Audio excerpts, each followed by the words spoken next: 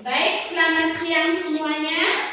Selamat siang. Apa kabar hari ini? Luar biasa, puji Tuhan Yesus.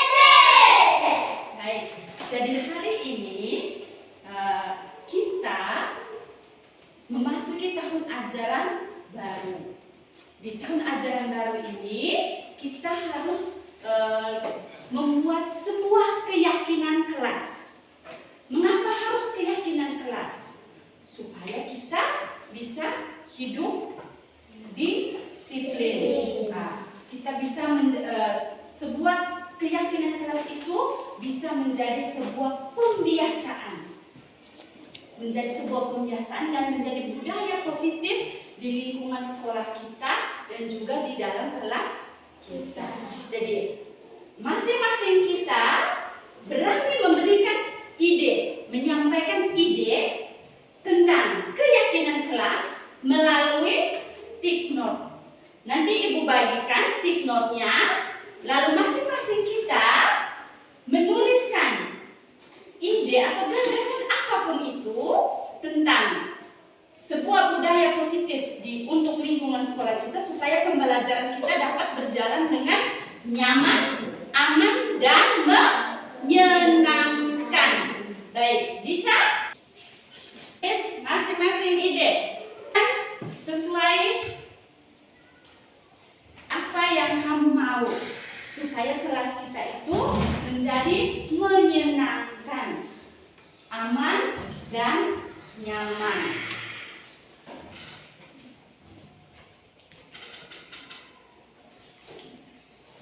Ada yang sudah selesai? Belum? Oke, dikasih waktu lagi.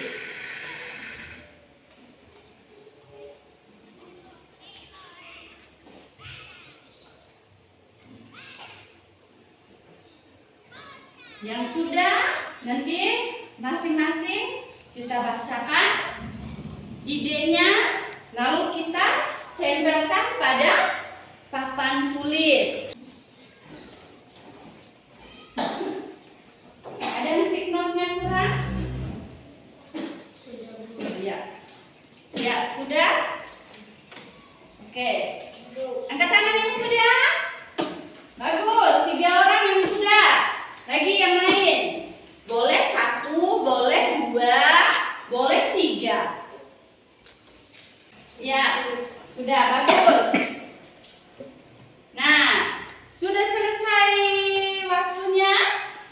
Sekarang kita membacakan hasil dari ide yang kita punya, yang kita sudah tuangkan dalam stick note. Siapa yang mau duluan? Oke, baik. April, baca duluan. Datang sekolah tidak terlambat. Datang sekolah tidak terlambat. Merapikan kelas sebelum pulang sekolah. Merapikan kelas sebelum pulang sekolah. 2 saja? Oke, bagus. Sudah? Oh ya. Ica. Datang tidak terlambat. Datang tidak terlambat. Memakai seragam sesuai hari. Memakai seragam sesuai harinya. Sudah? Oke. Marlis? Datang sekolah tepat waktu. Datang sekolah tepat waktu. Tertibkan kelas. Tertibkan kelas. Apalagi? Salam kepada Bapak Ibu guru. Iya, bagus. Kasih salam kepada Bapak Ibu guru atau kepada siapa saja ya. Ya, boleh. Kevin? Datang sekolah tidak terlambat. Ya. Mengerjakan tugas dengan jujur. Mengerjakan tugas dengan jujur. 2 saja? Baik. Itin? Saya tidak bisa datang terlambat ke sekolah. Tidak boleh datang terlambat ke sekolah. Kita harus menghormati Bapak Ibu guru kita. Harus menghormati Bapak Ibu guru kita. Tata tertib kelas. Tata tertib sekolah, kelas. Baik. Novela? Melaksanakan tugas yang guru kasih. Melaksanakan tugas yang guru berikan. Baik. Apalagi? Bekerja sama dan saling menolong. Bekerja sama dan saling menolong.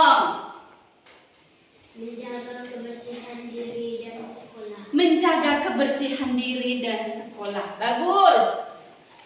Dion, saling menghargai, bekerja sama. Baik. Susan, datang sekolah tidak terlambat. Pakai seragam sesuai harinya. Melaksanakan tugas dari guru. Merapikan kelas. Mengerjakan tugas dengan jujur. Bagus sekali. Tepuk salut untuk kita semua.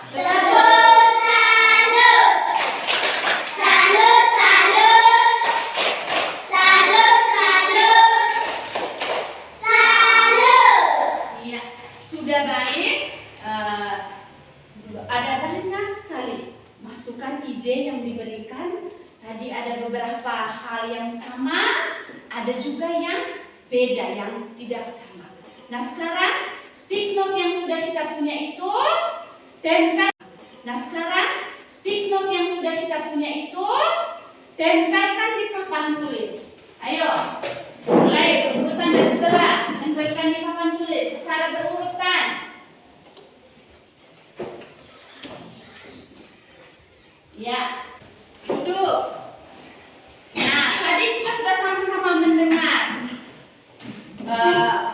ide dari teman-teman kelas. Ada yang tidak boleh datang terlambat.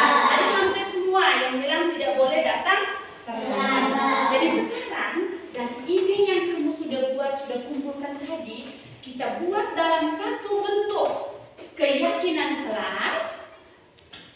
Lalu kita tempelkan di kelas kita nanti, dan apa yang sudah kita buat tadi harus kita jalani, harus kita buat dan jadikan itu sebagai suatu pembiasaan.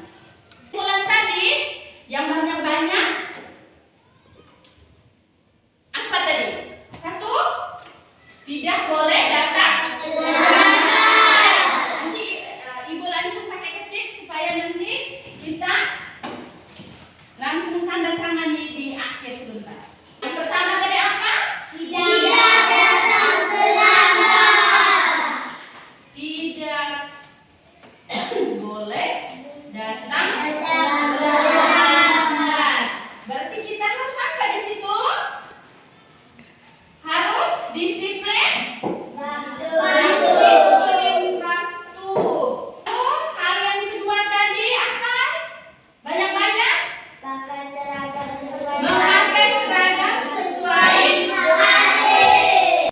Oke, selain disiplin berpakaian, memakai seragam sesuai hari, tadi Ibu ada dengar yang bilang mengerjakan tugas dengan jujur.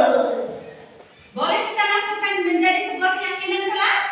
Boleh. Berarti kita tulis ya. Mengerjakan tugas yang diberikan guru dengan sikap jujur. Ada juga yang siapa tadi yang bilang menjaga kebersihan diri. Ayo, siapa tadi idenya? Siapa menjaga kebersihan diri, kebersihan sekolah, kebersihan kelas? Ya, ada idenya Novela dengan Costa. Boleh kita masukkan dalam keyakinan ini? Boleh. Lalu ada lagi yang tadi ya, tentang bekerja sama. Bekerja sama.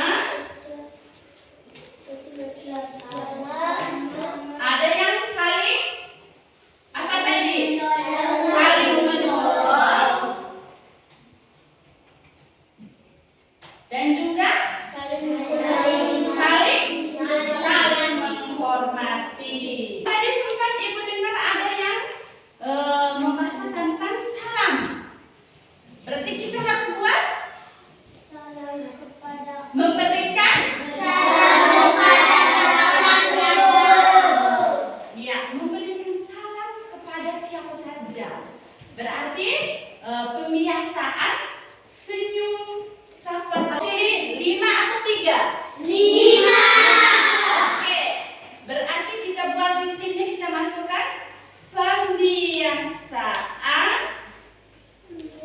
5S. 5S. Dari keenam kesepakatan ini, jadi tadi kita rangkum ada 6 keyakinan kelas yang harus kita buat di dalam kelas kita. Kebersihan sekolah, menjaga kebersihan. Coba kita baca sama-sama, bisa baca? Bisa. Oke, yang pertama apa di situ? Disiplin Disiplin waktu. Lalu Membiasakan kesalahan sesuai dengan baiknya. Disiplin Ayan. Yang ketiga, mengerjakan tugas yang diberikan guru dengan sikap jujur. iya. Jadi situ sikap jujur yang ditanamkan. Yang keempat, Menjaga kebersihan diri dan sekolah. baik. Yang kelima, Bekerja sama saling menolong, saling berbagi. yang keenam, Kebiasaan 5S. Senyum, sabar, sabar, sopan, santun. rapikan Kelas.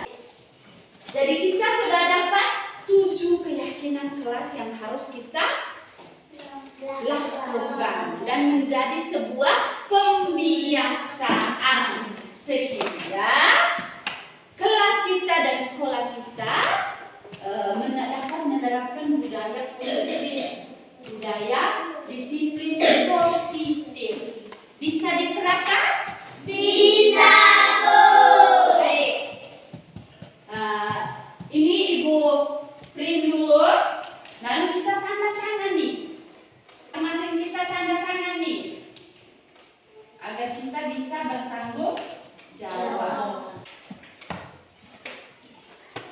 Mulai dari ketua kelas, tanda tangani, tanda tangan saja di bawahnya.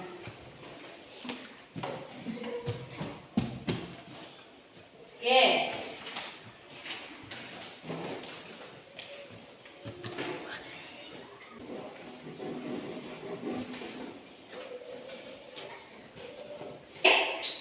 Ini ibu yang terakhir, ibu yang tanda tangan nih sebagai wali kelas. Kita tempelkan ini.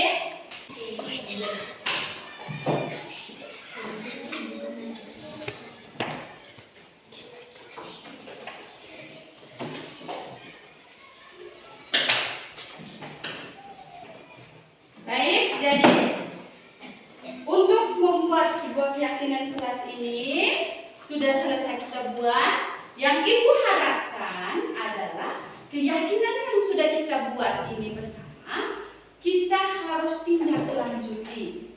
Kita harus bisa menaatinya dan menjadikan sebagai suatu pembiasaan. Bisa dilakukan? Bisa, Bu. Kapan kita mulai lakukan itu? Sekarang. Mulai sekarang. Baik, selamat siang dan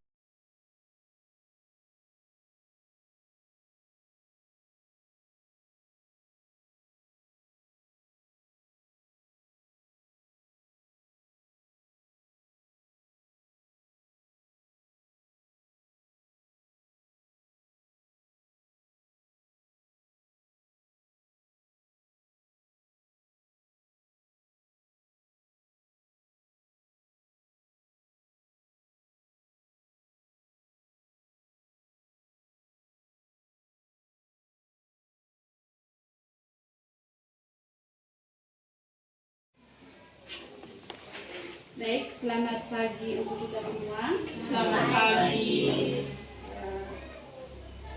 Yang terhormat Ibu Wakil Kepala Sekolah, yang terkasih rekan-rekan guru sekalian, selamat pagi. Izinkan saya untuk membawakan materi hari ini tentang diseminasi budaya positif. Ini merupakan tugas dari modul 1.4 tentang budaya positif, di mana CGP atau calon guru penggerak harus membagikan praktik baik tentang modul yang telah dipelajari. Jadi hari ini saya akan membawakan presentasi tentang diseminasi budaya positif. Perubahan paradigma.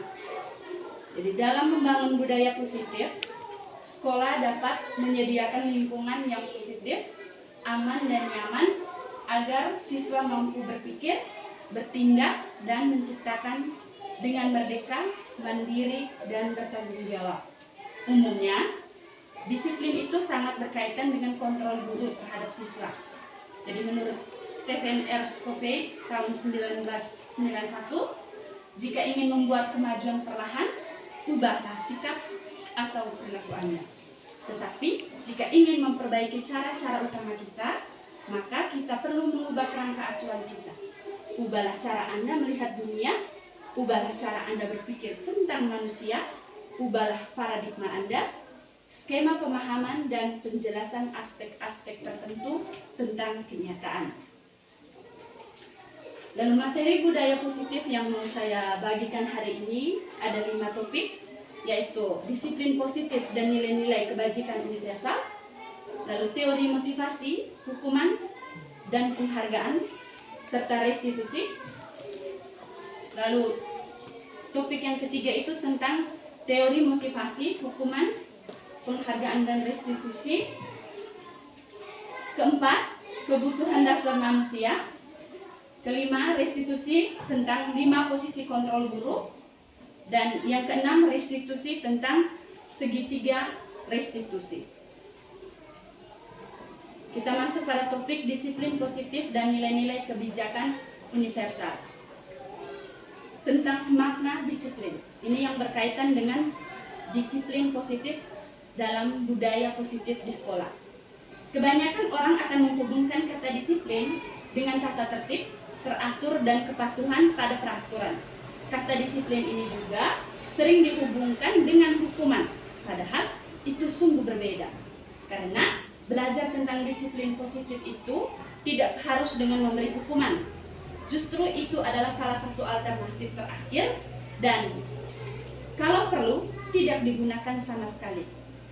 Menurut Ki Hajar Dewantara, di situ dia menyatakan bahwa untuk mencapai kemerdekaan atau dalam konteks pendidikan kita saat ini, dan untuk menciptakan murid yang merdeka, syarat utamanya adalah kita harus ada disiplin yang kuat di dalam sekolah maupun di dalam kelas kita. Dan disiplin di sini yang dimaksud adalah disiplin diri yang memiliki motivasi internal. Jika kita tidak memiliki motivasi internal, maka kita memerlukan pihak lain untuk mendisiplinkan kita atau motivasi eksternalnya karena berasal dari luar, bukan dari dalam diri kita sendiri. Ini masih lanjutan. Untuk menjadi seorang murid atau pengikut, seseorang harus paham betul alasan mengapa mereka mengikuti suatu aliran atau ajaran tertentu, sehingga motivasi yang terbangun adalah motivasi intrinsik atau motivasi dari dalam, bukan motivasi ekstrinsik atau motivasi dari luar.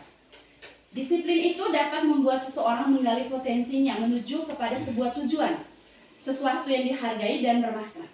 Dengan kata lain, disiplin diri juga mempelajari bagaimana cara kita mengontrol diri kita sendiri dan bagaimana menguasai diri kita untuk memilih tindakan yang mengacu pada nilai-nilai yang kita hargai.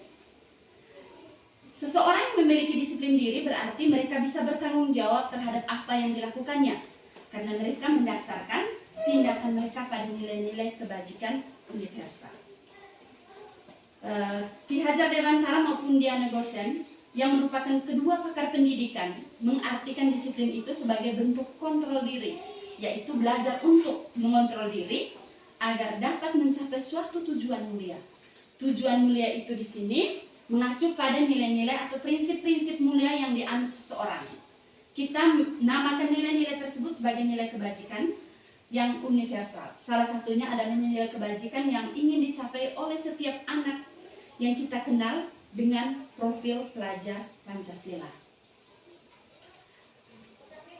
Topik yang kedua itu tentang teori motivasi, hukuman, dan penghargaan serta restitusi. Menurut Diana Gosen, dalam bukunya Restructuring School Discipline menyatakan ada 3 motivasi perilaku manusia, yaitu yang pertama, untuk menghindari ketidaknyamanan atau hukuman. Yang kedua, untuk mendapatkan imbalan atau penghargaan dari orang lain. Dan yang ketiga, untuk menjadi orang yang mereka inginkan dan menghargai diri sendiri dengan nilai-nilai yang mereka percaya. Dari ketiga motivasi perilaku manusia tadi, itu dapat mewujudkan disiplin positif yang harus ditanamkan dalam murid adalah motivasi yang ketiga. Karena dengan memiliki motivasi tersebut, mereka telah memiliki motivasi intrinsik yang berdampak jangka panjang. Motivasi yang tidak akan terpengaruh pada adanya hukuman atau hadiah. Mereka akan tetap berperilaku baik dan berlandaskan nilai-nilai kebajikan karena mereka ingin menjadi orang yang menjunjung tinggi nilai-nilai yang mereka hargai. Masih tentang hukuman dan penghargaan. Hukuman dan penghargaan itu adalah salah satu cara mengontrol perilaku murid yang secara tidak langsung menghambat potensinya. Dalam jangka waktu tertentu, baik hukuman dan penghargaan akan sama-sama memberikan dampak yang sama, yakni ketergantungan dan akan mematikan motivasi internal seseorang. Sedangkan restitusi itu adalah proses menciptakan kondisi bagi murid untuk memperbaiki kesalahan mereka, sehingga mereka bisa kembali pada kelompok mereka dengan karakter yang lebih kuat. Itu menurut Diana Gosen, buku terbitan tahun 2004. Restitusi juga itu merupakan proses kolaboratif yang mengajarkan murid untuk mencari solusi untuk masalah mereka dan membantu murid berpikir tentang orang seperti apa yang mereka inginkan dan bagaimana mereka harus memperlakukan orang lain. Ciri-ciri restitusi itu ada beberapa, yaitu restitusi itu bukan menebus kesalahan, namun untuk belajar dari kesalahan. Restitusi itu memperbaiki hubungan. Restitusi adalah tawaran, bukan paksaan. Restitusi menuntun untuk melihat ke dalam diri seseorang. Restitusi mencari kebutuhan dasar yang mendasari tindakan. Restitusi itu adalah cara yang paling baik. Restitusi fokus pada karakter, bukan tindakan. Restitusi itu menguatkan. Restitusi fokus pada solusi. Restitusi itu mengembalikan murid yang berbuat salah pada kelompoknya. Jadi menurut Gosen, restitusi merupakan proses menciptakan posisi bagi siswa untuk memperbaiki kesalahan mereka, sehingga mereka bisa kembali pada kelompoknya dengan karakter yang lebih kuat. Restitusi dapat membantu siswa menjadi lebih mempunyai tujuan, disiplin positif, dan memulihkan dirinya ketika berbuat suatu kesalahan. Restitusi menguntungkan korban dan si pembuat salah. Win-win solution. Kita masuk pada topik tentang keyakinan kelas. Keyakinan merupakan nilai-nilai kebaikan atau prinsip yang disepakati secara universal. Orang akan lebih semangat atau tergerak untuk melaksanakan keyakinannya daripada hanya mengikuti aturan. Keyakinan kelas dibuat secara bersama-sama dengan seluruh siswa di kelas. Keyakinan kelas merupakan salah satu disiplin positif yang dapat diterapkan dalam membangun budaya positif di lingkungan sekolah. Dengan adanya sebuah keyakinan kelas, diharapkan mampu mewujudkan tujuan dari pendidikan yang lebih berorientasi pada profil pelajar Pancasila. Keyakinan kelas juga diterapkan sebagai salah satu cara dalam upaya membangun budaya positif. Pembentukan keyakinan kelas atau sekolah. Jadi keyakinan kelas bersifat lebih abstrak daripada peraturan yang lebih rinci dan konkret. Keyakinan kelas berupa pernyataan universal. Pernyataan keyakinan kelas senantiasa dibuat dalam bentuk positif. Keyakinan kelas hendaknya tidak terlalu banyak sehingga mudah diingat dan dipahami oleh semua warga kelas. Keyakinan kelas sebaiknya sesuatu yang dapat diterapkan di lingkungan tersebut. Semua warga kelas hendaknya tidak berkontribusi dalam pembuatan keyakinan kelas lewat kegiatan curah pendapat. Bersedia meninjau kembali keyakinan kelas dari waktu ke waktu. Prosedur pembentukannya yaitu dengan cara mempersilahkan warga sekolah atau murid di sekolah untuk bercurah pendapat tentang peraturan yang perlu disepakati di sekolah atau di kelas kita masing-masing. Lalu mencatat semua masukan dari para murid di papan tulis atau di kertas besar, kertas ukuran poster di mana semua anggota kelas atau warga sekolah bisa melihat hasil curah pendapat. Jadi di sini bisa kita buat, kita menggali ide dari atau pendapat dari siswa tentang keyakinan kelas supaya kelas itu menjadi aman, menyenangkan untuk mereka sehingga bisa dipahami dan juga bisa dipahami oleh siswa di kelas. Lalu susun keyakinan kelas sesuai prosedur. Tinjau kembali daftar curah pendapat, tinjau ulang keyakinannya secara bersama-sama. Setelah keyakinan selesai dibuat, maka semua warga kelas dipersilakan meninjau ulang dan menyetujui dengan cara menandatangani keyakinan sekolah atau kelas. Keyakinan sekolah selanjutnya bisa diletakkan atau bisa ditempelkan di dinding di tempat yang mudah dilihat oleh semua warga kelas. Topik berikut tentang kebutuhan dasar manusia. Jadi kebutuhan dasar manusia ini terdiri atas lima kebutuhan, yakni kebutuhan untuk bertahan hidup, kebutuhan untuk diterima, kebutuhan akan kesenangan, kebutuhan akan penguasaan, dan kebutuhan akan kebebasan. Sedangkan kebutuhan bertahan hidup itu berarti kebutuhan yang bersifat fisiologis untuk bertahan hidup, misalnya tentang kesehatan, rumah, dan makanan.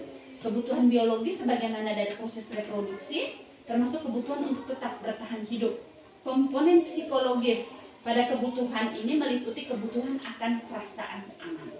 Kebutuhan untuk diterima itu kebutuhan untuk disayangi dan diterima, meliputi kebutuhan akan hubungan dan koneksi sosial, kebutuhan untuk memberi dan menerima kasih sayang, dan kebutuhan untuk merasa menjadi bagian dari suatu kelompok. Kebutuhan ini juga meliputi keinginan untuk tetap terhubung dengan orang lain, seperti teman, keluarga, pasangan hidup, teman kerja, binatang peliharaan, dan kelompok di mana kita bergabung. Kebutuhan akan kesenangan berarti kebutuhan akan kesenangan untuk mencari kesenangan, bermain, dan tertawa. Sedangkan kebutuhan akan penguasaan itu berhubungan dengan kekuatan untuk mencapai sesuatu, menjadi kompeten, menjadi terampil, diakui atas prestasi dan keterampilan, memiliki rasa harga diri. Lalu kebutuhan ini meliputi keinginan untuk dianggap berharga, bisa membuat perbedaan, bisa membuat pencapaian, kompeten, diakui, dihormati. Ini meliputi self-esteem dan keinginan untuk meninggalkan pengaruh. Sedangkan kebutuhan akan kebebasan itu kebutuhan akan kemandirian, otonomi, memiliki pilihan, dan mampu mengendalikan arah hidup seseorang. Kita masuk pada topik restitusi, yaitu 5 posisi kontrol guru. Berdasarkan pada teori kontrol dari Dr. William Glasser-Gosden berkesimpulan ada 5 posisi kontrol yang diterapkan seorang guru, orang tua, atau atasan dalam melakukan kontrol. Posisi kontrol tersebut adalah posisi penghukum, posisi pembuat rasa bersalah, posisi kontrol sebagai teman, posisi kontrol sebagai pemantau, dan yang paling tinggi yang mesti kita kuasai adalah posisi kontrol sebagai manajer. Posisi kontrol penghukum itu bisa menggunakan hukuman fisik maupun verbal. Penghukum berarti di sini masuk kontrol penghukum itu kita dengan nada suara yang tinggi, bahasa tubuh kita yang seperti mata melotot dan jari menunjuk-menunjuk atau menghardik siswa. Nah, ini masuk di dalam posisi kontrol penghukum. Hasilnya kemungkinan murid marah dan mendendam atau bersifat agresif. Lalu posisi kontrol berikut yaitu pembuat merasa bersalah. Pada posisi ini biasanya guru itu akan bersuara lebih lembut. Membuat rasa bersalah akan menggunakan keheningan yang membuat orang lain itu merasa tidak nyaman, bersalah atau rendah diri. Jadi hasil yang kita dapat dari ini adalah murid akan merasa bersalah. Bersalah telah mengecewakan ibu atau bapak gurunya. Murid akan merasa menjadi orang yang gagal dan tidak sanggup membahagiakan orang lain. Lalu di sini posisi kontrol kita guru sebagai teman. Ini bisa juga kita terapkan di sekolah maupun di rumah dengan anak-anak kita di rumah.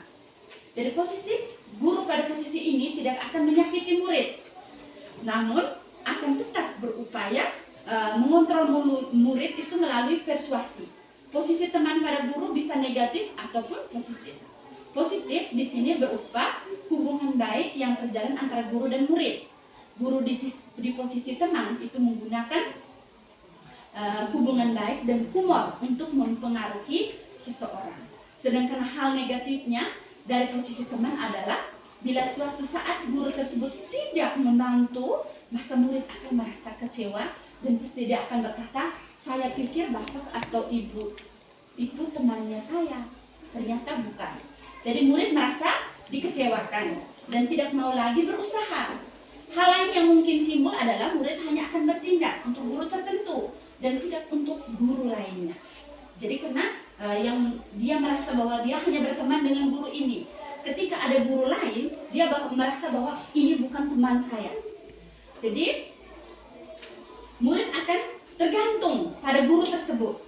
Jadi hasil dari posisi kontrol ini adalah murid akan merasa senang dan akrab dengan guru. Ini termasuk dampak yang positif. Hanya saja di sisi negatifnya murid menjadi tergantung pada guru tersebut. Bila ada masalah, dia merasa bisa mengandalkan guru tersebut untuk membantunya. Akibat lain dari posisi teman ini adalah murid hanya akan berbuat sesuatu bila yang menyuruh adalah guru tersebut dan belum tentu berlaku yang sama dengan guru atau orang lain di dalam kelas atau di sekolah maupun di dalam rumah kita. Posisi kontrol yang berikut yaitu posisi kontrol pemantau. Memantau berarti mengawasi. Pada saat kita mengawasi, kita bertanggung jawab atas perilaku orang-orang yang kita awasi. Posisi pemantau berdasarkan pada peraturan dan konsekuensi. Dengan menggunakan sanksi atau konsekuensi, kita dapat memisahkan hubungan pribadi kita dengan murid. Sebagai seseorang yang menjalankan posisi pemantau, seorang pemantau sangat mengandalkan penghitungan, catatan, data yang dapat digunakan sebagai bukti atas perilaku seseorang.